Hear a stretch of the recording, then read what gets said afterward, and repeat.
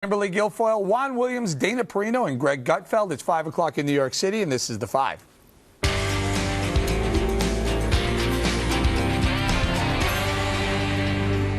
Donald Trump unleashed. The GOP frontrunner goes after Hillary Clinton on the campaign trail, calling out her late return from the break during a recent Democratic debate. Listen.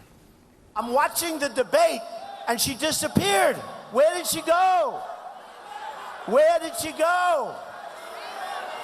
I thought she quit. I thought she gave up. Where did she go? Where did Hillary go? They had to start the debate without her. Phase 2. What? I know where she went. It's disgusting. I don't want to talk about it. No, it's too disgusting. Don't say it. It's disgusting. Let's not do it. We want to be very, very straight up. Donald Trump continues with his blistering attack on Clinton, using a controversial remark to slam her 2008 Democratic primary loss to Barack Obama. Everything that's been involved in Hillary has been losses. You take a look. Even a race to Obama. She was going to beat Obama. I don't know who'd be worse. I don't know. How does it get worse? But she was going to beat. She was favored to win. And she lost. Okay, and the Clinton campaign said they weren't going to respond to Trump, but this afternoon, Hillary seemed to take a swipe at the Donald when talking about bullying. I really do think we need more love and kindness in our country. I think we are not treating each other with the respect and the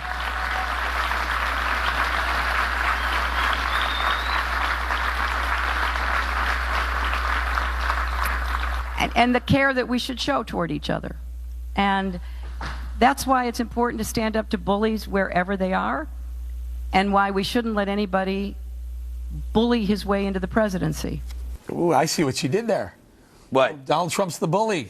What? Explain this to me. That Hillary thinks Donald's the bully there, so she says, you know, we can't be bullying everybody. What do you make of that? Well, not much. Not much. You don't. No, I'm just interested in what I need somebody to Trump-splain this, because I don't understand it. So can you explain to me what he meant? Yeah, no, I can't. When he was talking about the bathroom, what did he mean? But I think what happens is when Hillary makes something up, as egregious as Donald Trump has now become the recruiting, ISIS's recruiting tool, out of thin air, she made it up. Right. What he does is he responds like he does with everyone else. He goes back at whoever the attacker is, and he punches back. I just wanted to hear you defend this, because I've heard people defend him about making fun of a disability, making fun of John McCain, making fun of a woman's face. I just wanted to hear somebody defend this as well, because it just never ends. No one will ever stop defending the crass stuff he says. By the way, I haven't used that word since I was 7 years old. I don't understand this. And I don't understand the comment about the bathroom. And I'm sick of hearing people defend this stuff. By the way, we're not even allowed to use the word that he said, but somehow we're going to have him on our network all the time. Meanwhile, we treat our employees far differently than that. That's interesting. Dana, do you agree with Greg? Well, this is what I think. When I heard Hillary's tone to me is like, you know, if you're going to stick up to a bully, I think your tone should be a little stronger. Because I think what works for her is to fight fire with fire. What she sounded there is like conciliatory. However, I think that does appeal to a lot of people. And that is that she is not running for a primary nomination. She's running in a general election. And we're basically talking about getting this down to probably 7 competitive states. The Democrats pretty much have everything but those 7. 5 of those states, I believe, is 5. Obama won twice. He won women by 10 points. So I think that what she's doing is trying to say, okay, I know that 25% of the electorate in 2016 is single women.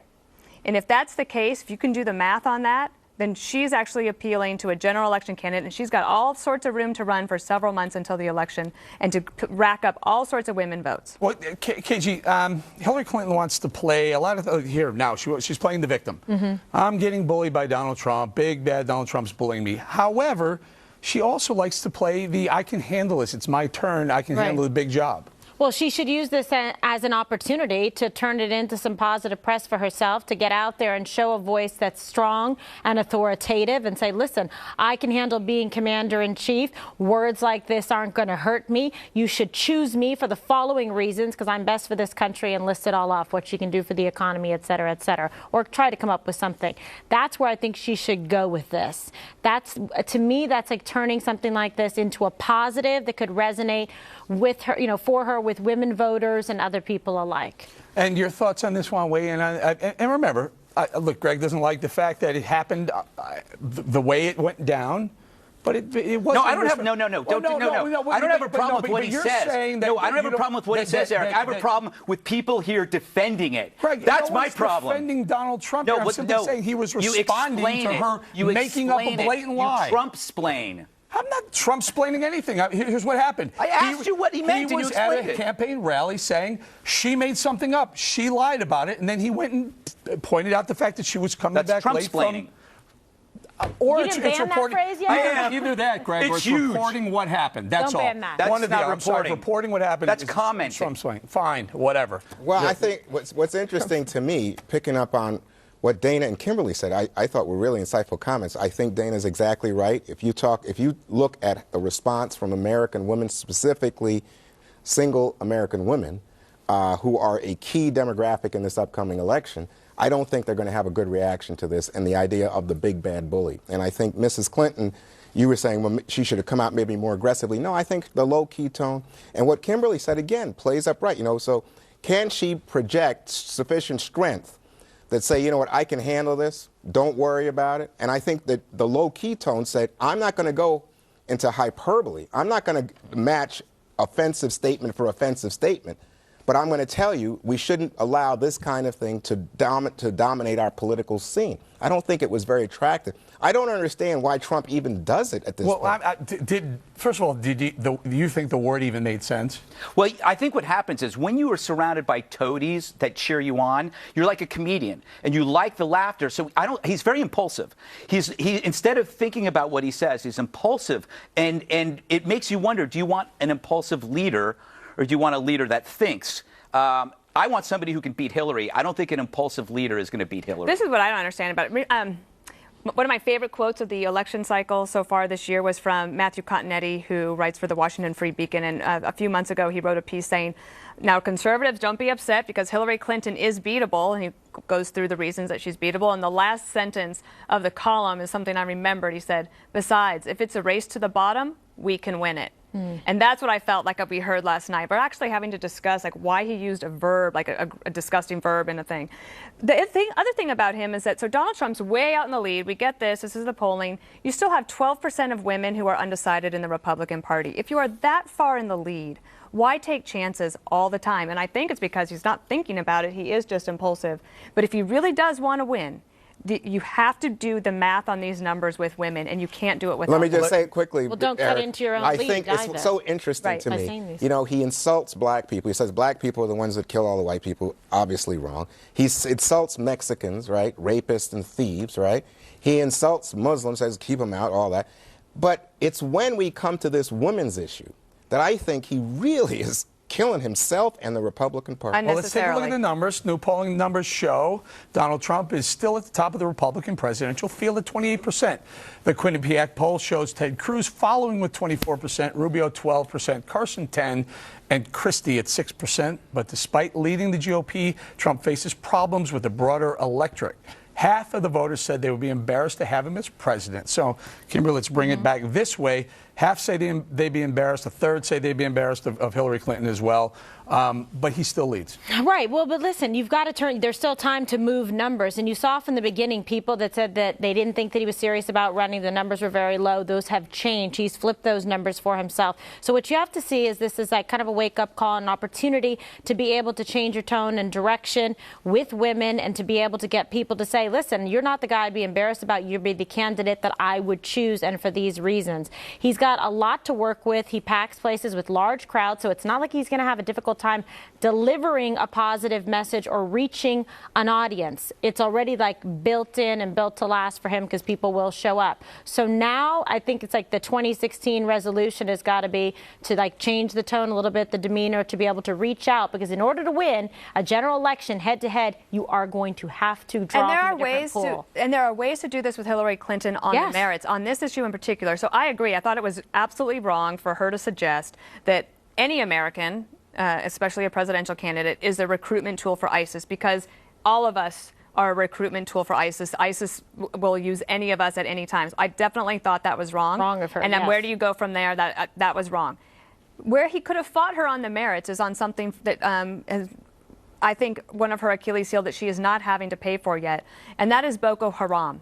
Boko Haram is one of the worst terrorist organizations in the world. They are based in Nigeria. Remember the young girls that were all kidnapped? Yes, bring back our girls. A report has come out about all the atrocities that have been linked to Boko Haram. They have now pledged allegiance with ISIS. Yep.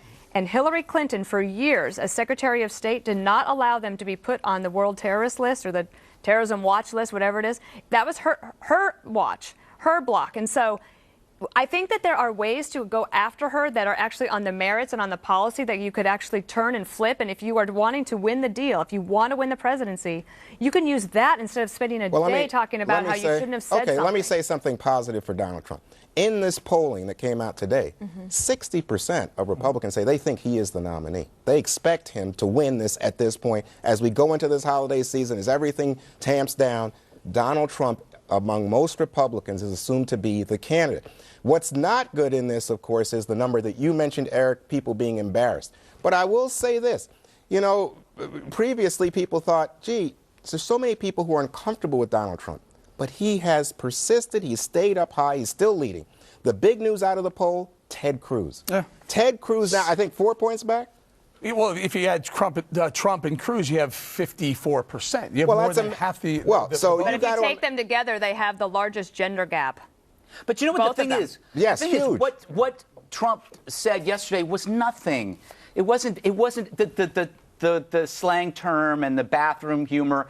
It's nothing compared to the stuff that he said before. And we have already agreed that we're okay with it. When he said... Well, I never agree with that. When we talked about Putin killing Russian journalists, and he said... Americans do the same thing. That's unbelievable. That is a left-wing response, purely from the Oliver Stone, Howard Zinn, Noam Chomsky school of when you're justifying terror. When somebody flies planes into our buildings, the response is, well, we bomb people too. Oh, He smeared us too. So I don't think this is anything bad. It doesn't bother me at all. It's the stuff before that bothered me. Glad All right, we'll leave it right there.